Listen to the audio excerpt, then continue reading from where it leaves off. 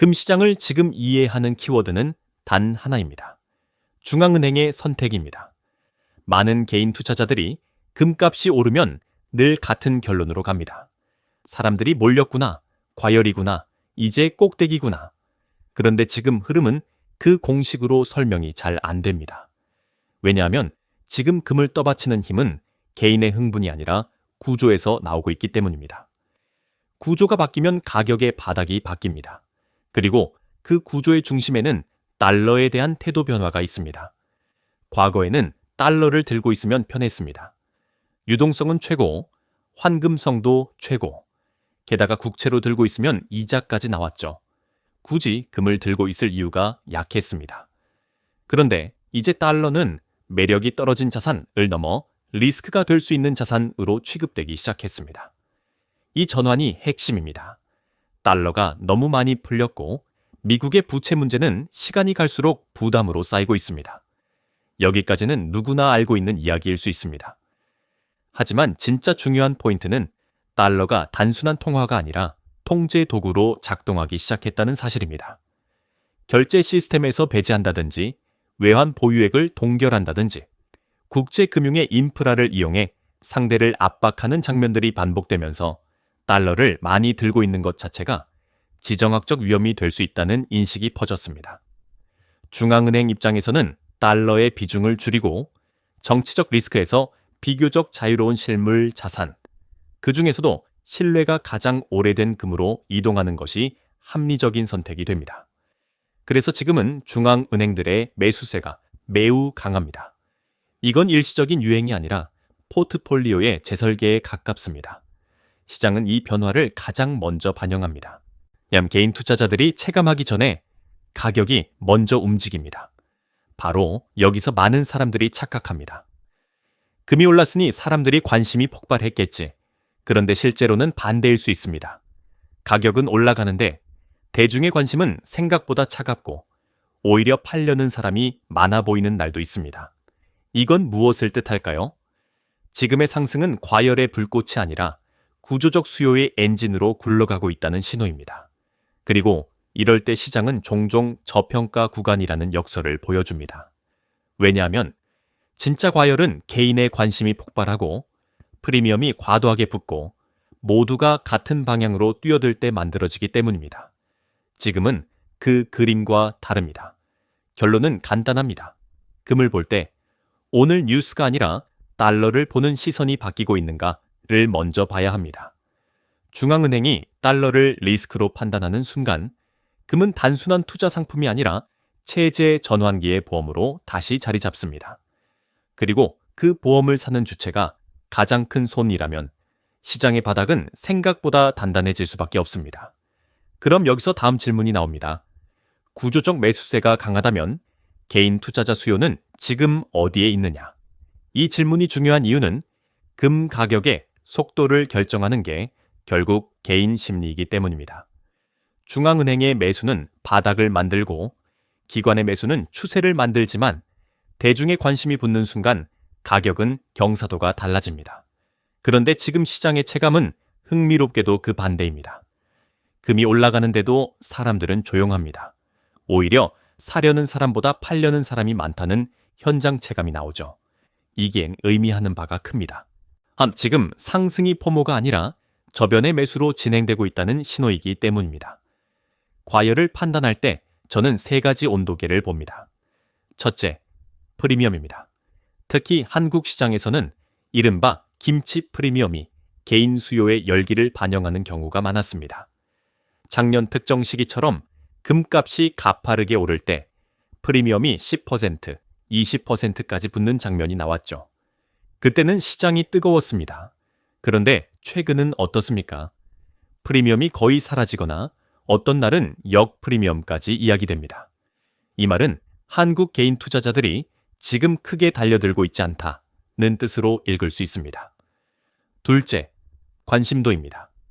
금 관련 콘텐츠의 조회수, 검색량, 커뮤니티의 대화량을 보면 대중의 체감 온도를 알 수 있습니다.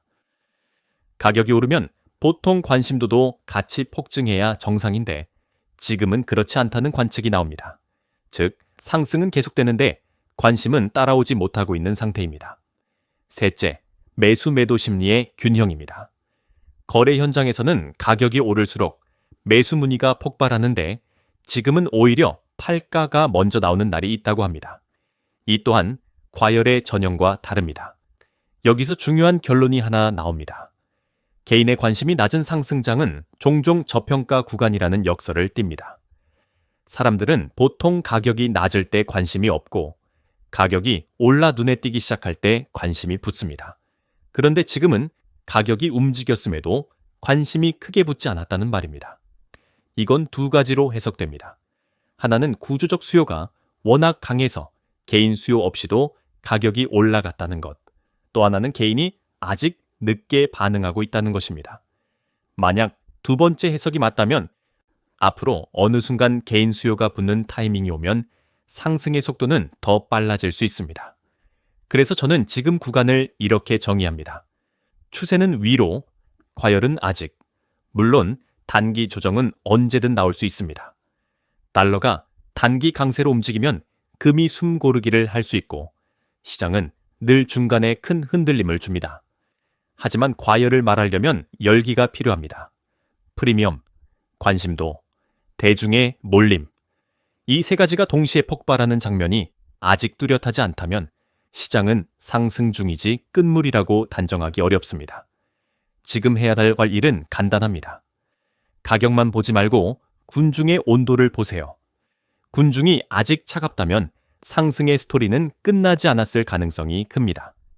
이제부터는 금 시장의 가장 핵심적인 리스크, 동시에 가장 강력한 상승 촉매가 될 수 있는 주제로 들어가야 합니다. 바로 종이금과 실물금의 괴리입니다. 많은 분들이 금 투자라고 하면 ETF, 금 통장, 선물 같은 금융 상품을 떠올립니다. 접근도 쉽고 보관도 편하고 매매도 빠르죠. 그런데 문제는 간단합니다. 그 상품들은 금이 아니라 금에 대한 계약일 뿐이라는 점입니다. 즉, 내가 버튼을 눌러 매수한 것은 금괴가 아니라 종이 위의 약속입니다. 평소에는 아무 문제가 없습니다. 왜냐하면 모두가 동시에 실물을 요구하지 않기 때문입니다. 하지만 시장이 불안해지는 순간 바로 그때 계약과 실물의 균열이 표면으로 올라옵니다. 금은 희소합니다. 전 세계에 존재하는 금의 총량 자체가 생각보다 많지 않습니다. 이미 채굴된 양과 매장량을 다 합쳐도 한정적이고 그걸 한 곳에 모아 쌓아 놓으면 상상보다 작은 덩어리에 불과하다는 비유가 나오는 이유가 여기 있습니다. 희소하니까 가치가 생기고 희소하니까 시스템 리스크가 생깁니다. 수요가 폭발하는데 공급이 충분하지 않으면 시장은 계약을 먼저 늘립니다. 실물이 부족하니 종이로 약속을 찍어내는 겁니다. 그래서 거대한 거래소, 거대한 시장일수록 실물 대비 계약 규모가 커질 수밖에 없습니다. 평소엔 이게 유동성을 만들어주고 거래를 원활하게 해줍니다. 그러나 위기의 순간에는 정반대가 됩니다. 실물은 제한되어 있는데 약속은 너무 많다면 모두가 동시에 약속을 실물로 바꾸려 할 때 시스템이 버틸 수 있느냐는 질문이 생깁니다. 이 구조를 저는 의자 게임으로 설명합니다. 의자는 하나뿐인데 주변에 100명이 넘는 사람이 원을 그리며 걷고 있는 상황과 비슷합니다. 음악이 계속 나오면 모두 괜찮습니다. 아무도 의자를 찾지 않으니까요. 하지만 음악이 멈추는 순간, 즉 사람들이 실물로 줘라고 말하는 순간, 그때부터는 게임이 아니라 충돌입니다. 여기서 시장은 두 가지 중 하나로 반응합니다. 첫째, 실물 프리미엄이 급등합니다.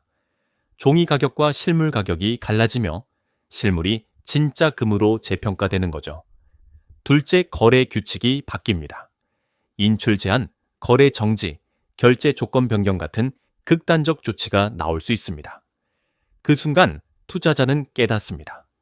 내가 가진 것은 금이 아니라 금을 준다는 약속이었다는 사실을요. 그렇다면 지금은 어떤 방향으로 움직이고 있을까요?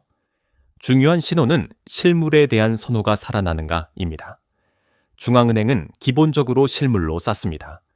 그리고 시장의 불안이 커질수록 기관도 실물을 찾기 시작합니다.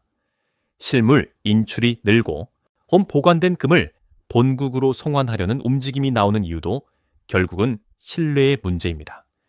내가 맡겨둔 금이 정말 내 것이 맞는지, 필요할 때 실제로 받을 수 있는지, 그 신뢰가 흔들리기 시작하면 종이 계약은 불안해집니다.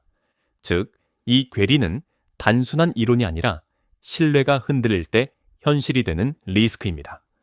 여기서 투자자의 관점은 명확해져야 합니다. 금을 가격만 보고 접근하면 종이금도 편리한 선택일 수 있습니다. 하지만 금을 시스템 리스크에 대한 보험으로 보려면 실물에 대한 비중과 보유 방식까지 함께 고민해야 합니다. 앞으로 금 시장에서 가장 큰 질문은 이것입니다. 시장 참가자들이 언제부터 얼마나 강하게 종이에서 실물로 이동할 것인가? 그 흐름이 본격화되면 금 가격의 상승은 단순한 추세가 아니라 구조 자체 재평가로 이어질 수 있습니다. 종이금과 실물금의 괴리가 이론에서 현실로 바뀌는 순간은 언제일까요? 저는 그 트리거를 한 단어로 정리합니다. 불신입니다. 시장이 돈으로만 움직일 때는 계약이 잘 굴러갑니다. 하지만 세계가 정치와 갈등으로 움직이기 시작하면 계약은 종이로 보이기 시작합니다. 바로 그 지점에서 최근 몇 년간 매우 의만이 있는 흐름이 나타났습니다. 실물 인출이 늘고 더 나아가 금의 본국 송환이 확산되고 있다는 점입니다. 이건 단순히 금을 더 많이 산다는 이야기가 아닙니다. 금을 어디에 두느냐가 전략이 되는 시대가 왔다는 뜻입니다. 과거에는 중앙은행이 금을 사도 그 금을 뉴욕이나 런던 같은 금융 허브에 금고에 보관해 두는 경우가 많았습니다. 안전하고 관리가 편하고 국제 결제 시스템과 연결되어 있으니까요. 그런데 세상이 바뀌면서 질문이 바뀌었습니다. 내가 맡겨둔 금을 내가 필요할 때 정말 돌려받을 수 있는가? 달러가 무기화되고 외환 보유액이 동결되는 장면이 실제로 펼쳐지면 그 질문은 더 이상 상상이 아니라 현실적인 리스크가 됩니다. 오늘은 남의 이야기지만 내일은 내 이야기가 될 수 있다는 불안이 생기면 최종 결론은 단순합니다.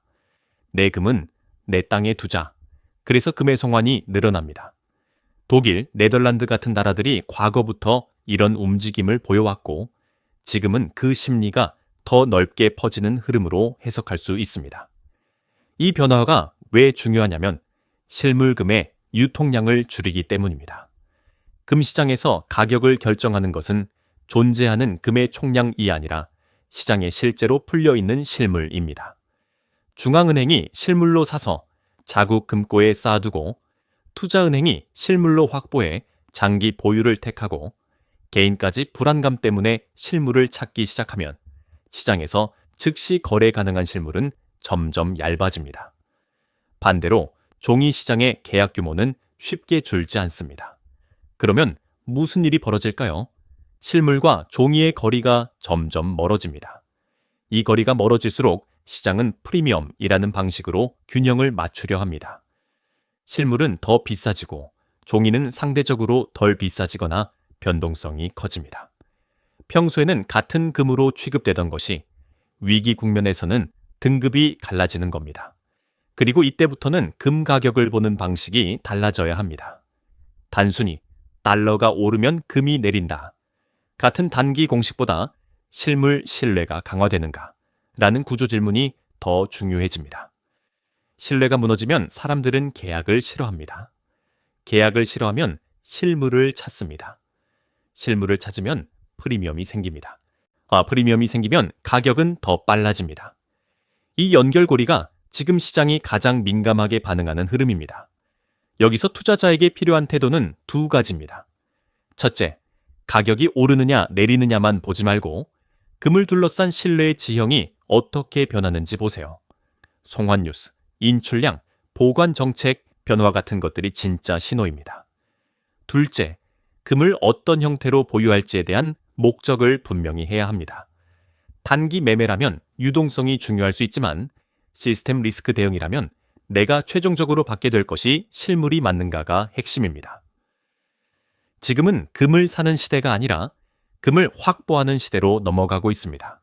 그리고 확보의 핵심은 단순히 매수가 아니라 신뢰가 흔들릴 때도 흔들리지 않는 보유 구조를 갖추는 것입니다. 실물 선호가 커질수록 시장이 더 불안해진다는 말, 직관적으로는 이상하게 들릴 수 있습니다. 실물로 바꾸면 더 안전한 거 아닌가요? 맞습니다. 개인에게는 더 안전할 수 있습니다. 하지만 시스템 전체로 보면 이야기가 달라집니다. 왜냐하면 지금의 거대한 원자재 시장은 실물을 충분히 갖고 있는 구조가 아니라 거래를 가능하게 만드는 계약 구조 위에 서 있기 때문입니다. 그리고 위기의 순간 그 계약 구조는 생각보다 쉽게 규칙을 바꿔버릴 수 있습니다. 이걸 보여준 대표적 사례가 2022 년 런던 금속 시장에서 벌어진 니켈 사태입니다. 당시 상황의 본질은 단순합니다. 니켈 공급이 막히면서 가격이 폭등했고 선물 시장 참여자들이 불안해지자 실물로 인출하겠다는 요구가 강해졌습니다. 그런데 거래소는 충분한 실물을 갖고 있지 않았습니다. 어떤 선택을 했나요? 거래를 멈추고 문을 닫고 이내 심지어 이미 체결된 거래를 취소하는 극단적 조치를 택했습니다. 자유시장, 신뢰, 규칙, 이 모든 단어가 하루아침에 뒤집힐 수 있다는 것을 시장에 각인시킨 사건이었습니다. 투자자 입장에서 이건 단순한 해프닝이 아닙니다. 시스템이 위기에 몰리면 계약의 보호막은 생각보다 얇다는 경고입니다. 여기서 금 시장으로 시선을 돌려봅시다. 금과 은은 니켈보다 훨씬 상징성이 강하고 훨씬 더 많은 사람이 최후의 안전자산으로 인식합니다. 그래서 공포가 커질수록 실물 인출 요구가 더 빠르게 생길 수 있습니다. 그런데 아까도 말했듯 실물은 제한되어 있습니다. 종이 계약은 넘쳐나고요. 만약 어떤 충격이 와서 금은 꼭 실물로 가져가야 한다는 심리가 확산되면 거래소와 중개기관은 같은 딜레마에 빠집니다. 모든 사람에게 실물을 줄 수는 없습니다. 그러면 선택지는 두 가지입니다. 첫째, 실물 프리미엄이 폭발합니다. 실물을 가진 사람만이 진짜 안전하다는 판단이 붙으면서 실물의 가격은 종이 가격과 갈라집니다. 둘째, 시장 규칙이 바뀝니다. 인출 제한, 결제 조건 변경, 거래 중단 같은 조치가 현실이 됩니다. 중요한 건 이런 조치들이 가능하냐가 아니라 필요하면 실행될 수 있냐입니다. 니켈 사태는 그 답이 예라는 것을 보여줬습니다. 그래서 저는 금 투자자에게 한 가지 질문을 던집니다. 당신이 금을 사는 이유가 무엇입니까? 단기 시세 차익이라면 종이금의 유동성은 큰 장점입니다. 하지만 금을 시스템 리스크에 대한 보험으로 산다면 그 보험이 위기의 순간에도 작동해야 합니다. 그리고 그때 문제는 가격이 아니라 인도입니다. 내가 가진 상품이 금을 추종하는지, 금을 인도하는지 그 차이가 결정적입니다. 또 하나 중요한 포인트가 있습니다. 이런 사건들은 한 번도 안 일어나면 괜찮다가 아니라 한 번만 일어나도 치명적입니다.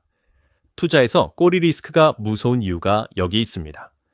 평소 99번은 아무 문제 없지만 100번째에 룰이 바뀌면 결과는 완전히 달라집니다. 그래서 금시장을 볼 때는 금리, 달러, 차트만 보지 말고 시장 인프라의 취약성을 함께 봐야 합니다. 계약시장은 신뢰로 굴러갑니다. 그리고 신뢰는 충격 앞에서 약해집니다. 결론은 명확합니다. 실물 선호가 커지는 시대일수록 종이 시장의 구조적 취약성은 더 크게 부각됩니다. 니켈 사태가 우리에게 준 교훈은 거래소는 신의 손이 아니다라는 사실입니다. 금 시장에서도 언제든 같은 질문이 떠오를 수 있습니다. 정말로 줄 수 있는 금이 있느냐? 그 질문이 시장을 지배하는 순간 가격보다 더 중요한 것은 보유 방식이 됩니다. 이제 시장의 흐름을 한 단계 더 밀어붙이는 촉매를 봐야 합니다. 단순히 중앙은행이 산다 수준이 아니라 금융 시스템 자체가 금의 지위를 다시 올려놓는 변화가 발생하고 있다는 점입니다. 여기서 핵심 키워드는 바젤 규제, 그리고 1티어 자산입니다. 은행은 마음대로 자산을 쌓지 못합니다. 자기 자본 비율, 유동성 커버리지 비율 같은 규제 프레임 안에서 움직입니다. 즉, 은행이 무엇을 안전자산으로 인정받느냐가 시장의 돈 흐름을 결정합니다. 과거에는 이 프레임 안에서 사실상 선택지가 단순했습니다. 미국 국채가 절대적인 정답에 가까웠죠. 울며 겨자 먹기로라도 들고 있어야 했습니다. 그런데 세계가 변했습니다. 미국의 부채가 눈덩이처럼 불어나고 달러가 과잉 공급되는 사이클이 길어지면서 30년짜리 국채를 들고 있는 게 정말 안전한가라는 질문이 커졌습니다. 명목 금액이 그대로여도 30년 뒤 그 가치가 유지될지 불확실하다는 인식이 퍼진 겁니다. 여기에 지정학적 리스크가 더해집니다. 스위프트 배제, 자산 동결 같은 사건들이 현실이 되면 국채와 달러 기반 자산은 정치의 영향을 피하기 어렵습니다.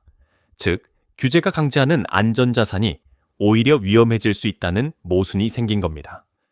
바로 그 타이밍에 금이 다시 제도권의 중심으로 들어옵니다.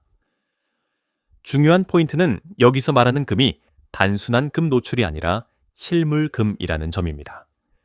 규제상으로 인정받는 최상위급 안전자산이 되려면 서류상의 계약이 아니라 실제로 보유 통제 가능한 형태여야 한다는 논리가 붙습니다.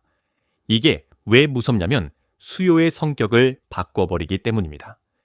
개인이 금을 사는 건 유행일 수 있지만 은행과 기관이 규제 프레임 안에서 실물금을 필요로 하게 되면 그 수요는 구조적이고 장기적입니다. 그리고 그 수요는 가격이 조금 비싸졌다고 멈추는 성격이 아닙니다. 포트폴리오의 안전도, 자본 비율, 스트레스 테스트를 통과하기 위한 자산이 되어버리니까요. 시장에서 어떤 현상이 나타나냐면 실물금의 유통량이 더 빠르게 줄어듭니다. 중앙은행이 실물로 쌓아두고 투자은행이 실물로 확보하고 이제는 규제까지 실물을 요구하는 방향으로 압력을 주면 시장에 남아있는 즉시 거래 가능한 실물은 더 얇아집니다. 반면 종이 시장은 여전히 큰 규모를 유지합니다. 그러면 괴리는 커지고 프리미엄은 더 자주 나타날 수밖에 없습니다. 과거에는 한국만 김치 프리미엄이 붙는다 같은 지역적 현상으로 치부될 수 있었지만 앞으로는 특정 국가의 문제가 아니라 글로벌하게 실물 확보 경쟁이 벌어질 가능성이 커집니다. 실물 프리미엄이 특정 시장에서만이 아니라 여러 지역에서 동시에 나타날 수 있다는 시나리오가 현실성이 생기는 겁니다. 여기서 투자자에게 중요한 판단 기준이 생깁니다. 금의 상승이 투기적 랠리인지 아니면 제도와 규제가 만든 구조적 재평가인지 구분해야 합니다. 투기는 꺼집니다. 하지만 구조는 오래 갑니다. 중앙은행의 선택, 달러에 대한 불신, 그리고 규제 프레임 안에서의 금의 지위 상승이 한 방향으로 정렬될 때 금 시장은 단순한 가격 상승이 아니라 체계의 재배치로 움직입니다. 그리고 체계의 재배치가 시작되면 가장 먼저 부족해지는 것은 늘 같습니다. 바로 실물입니다. 이제부터는 그래서 나는 어떻게 가져가야 하느냐로 넘어가야 합니다. 금 시장의 구조를 이해하는 것과 내 자산에 적용하는 것은 완전히 다른 문제입니다. 많은 분들이 금 투자에서 가장 자주 하는 실수는 비중과 목적을 분리하지 않는 것입니다. 금을 왜 갖는지 정의하지 못하면 비중도 흔들리고 조정이 오면 심리도 무너집니다.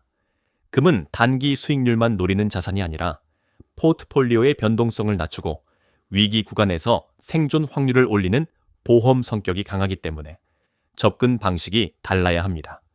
그래서 시장에서 가장 흔히 나오는 기준이 전체 자산의 10%입니다. 이 숫자는 감으로 나온 게 아닙니다. 장기 데이터로 금, 주식, 채권, 부동산 같은 자산을 섞어 여러 방식으로 백테스트를 돌려보면 이 금을 10% 안팎으로 담았을 때 포트폴리오의 낙폭이 줄고 예상외로 장기 수익률도 같이 좋아지는 구간이 자주 나타납니다. 금은 단독으로 최고 수익을 내는 자산이 아니라 다른 자산이 흔들릴 때 포트폴리오 전체의 균형을 잡아주는 역할이 크기 때문입니다.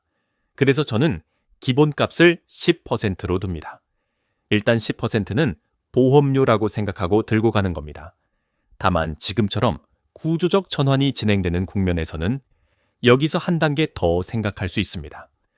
중앙은행의 매수, 달러 신뢰의 균열, 실물 선호 강화, 규제 환경 변화까지 한 방향으로 정렬된다면 금은 단순한 분산 자산이 아니라 슈퍼사이클의 한가운데에 있을 수 있습니다.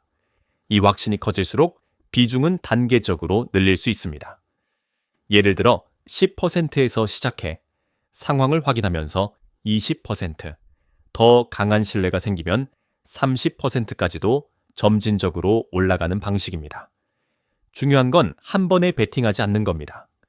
금의 상승 사이클도 중간에 큰 조정이 한 번은 옵니다. 그 조정은 공포를 만들어내지만 구조가 살아있다면 오히려 리밸런싱 기회가 됩니다. 여기서 달러와 금의 관계를 오해하면 안 됩니다. 흔히 달러 약세면 금 강세라는 공식만 외우는데 달러 인덱스는 절대 가치가 아니라 상대 지표입니다. 다른 통화가 더 빨리 무너질 수도 있습니다. 그럼 어떤 장면이 나올 수 있냐면 달러 인덱스도 오르는데 금도 오르는 장면입니다. 왜냐하면 달러가 덜 나빠 보여서 강해 보일 뿐 실제로는 전 세계 화폐 가치가 함께 떨어지는 구간일 수 있기 때문입니다. 이때 금은 달러 대체제가 아니라 화폐 전체의 가치 하락에 대한 방어로 움직입니다. 그래서 저는 단기 DXY 등락보다 중장기적인 통화 부채 구조를 더 크게 봅니다. 특히 부채 문제는 시간이 갈수록 더 심각해질 가능성이 높고 정책은 결국 완화 쪽으로 기울기 쉽습니다. 이런 환경에서는 금의 장기 우위가 유지되기 쉽습니다. 정리하겠습니다. 금 투자에서 핵심은 타이밍이 아니라 설계입니다. 첫째, 목적을 정하세요. 보험인가, 수익인가? 둘째, 기본 비중을 정하세요. 저는 10%를 기본값으로 봅니다. 셋째, 구조적 확신이 커지면 단계적으로 늘리되 조정은 위험이 아니라 점검과 기회로 접근하세요. 금은 급등락이 없는 자산이 아닙니다. 하지만 구조가 바뀌는 구간에서 금은 늘 가장 먼저 진짜 안전으로 돌아옵니다. 그리고 그때 이기는 사람은 차트를 마친 사람이 아니라 설계를 끝낸 사람입니다. 금 시장의 큰 흐름을 아무리 정확히 읽어도 실제 매수 뷰 보유, 매도 과정에서 실수하면 수익은커녕 리스크만 떠안게 됩니다. 특히 요즘 국면에서는 금만 들고 가느냐, 금과 은을 같이 들고 가느냐, 그리고 어떤 방식으로 실물을 매수하느냐가 성과를 가릅니다. 저는 금과 은을 함께 보는 쪽에 무게를 둡니다. 이유는 간단합니다. 은은 금보다 변동성이 더 큽니다. 상승 사이클에서는 더 크게 오를 여지가 있고 큰 조정이 올 때는 더 크게 빠지기 때문에 리밸런싱 레버로 작동합니다. 금이 상대적으로 덜 떨어질 때 금 일부를 줄이고 급락한 은을 늘리는 식으로 포트폴리오의 효율을 높일 수 있는 겁니다. 그래서 저는 금 대 은을 칠 때 3 정도로 나눠 가져가는 전략을 기본으로 봅니다. 금이 포트폴리오의 중심을 잡아주고 은이 수익률의 업사이드를 만들어주는 구조입니다. 하지만 실물을 다룰 때는 반드시 짚고 넘어가야 할 문제가 있습니다. 바로 가짜 금 이슈입니다. 특히 텅스텐을 이용한 위조가 시장 불안을 키웁니다. 텅스텐은 밀도가 금과 유사해 무게만으로는 구별이 어렵습니다. 도금을 두껍게 하면 비전문가뿐 아니라 경험이 적은 판매자도 속을 수 있습니다. 그래서 요즘 실물 시장에서 중요해진 것은 두 가지입니다. 첫째, 검사 체계입니다. XRF 같은 비파고의 검사, 신뢰할 수 있는 감정 절차가 있는지 확인해야 합니다. 둘째, 거래 상대입니다. 개인 간 직거래는 싸게 살 수 있는 장점이 있지만 가짜 리스크가 커지면 결국 누구에게서 샀는가가 가장 큰 리스크가 됩니다. 그래서 신뢰 가능한 브랜드, 보안 기술을 적용한 제품, 그리고 검증 프로세스가 있는 판매처로 수요가 몰립니다. 시장이 불안할수록 가격보다 신뢰가 먼저입니다. 또 하나, 많은 분들이 질문하는 게 금은방에서 사도 되나요? 입니다. 답은 가능하다입니다. 금은방은 특정 브랜드만 취급하는 것보다 다양한 브랜드를 갖고 있어 가격이 더 유리해질 때도 있습니다. 다만 조건이 있습니다. 발품을 파셔야 합니다. 최소 4군데에서 5군데, 가능하면 더 돌면서 동일 기준으로 물어보세요.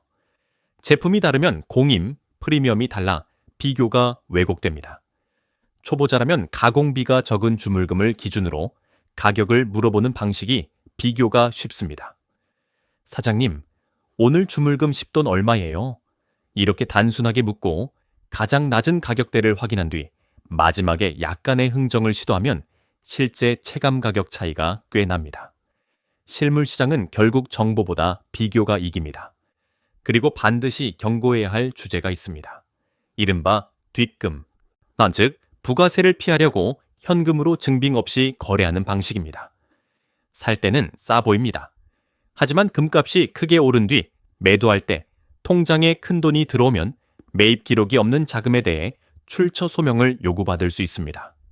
그 순간부터 세무 리스크가 현실이 됩니다. 최악의 경우 증여 상속 의심으로 과세와 가산세가 겹치면 절세가 아니라 재앙이 됩니다. 금은 특히 가격이 크게 움직일 수 있는 자산이기 때문에 뒷금의 위험은 시간이 갈수록 커집니다. 결론은 명확합니다.